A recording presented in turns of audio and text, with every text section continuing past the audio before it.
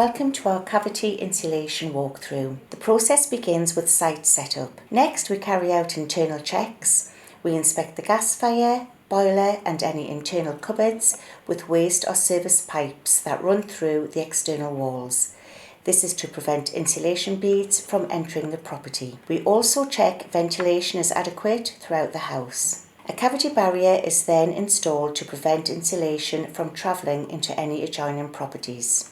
We'll now remove the air brick, ensuring there's clear cross-flow ventilation before replacing it once the job is complete. The insulation begins by inserting the injection gun into pre-drilled holes.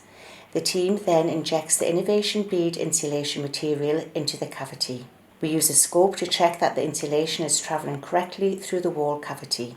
Once the cavity is fully insulated, we fill in the drill holes using a sand and cement mix, ensuring a clean and neat finish.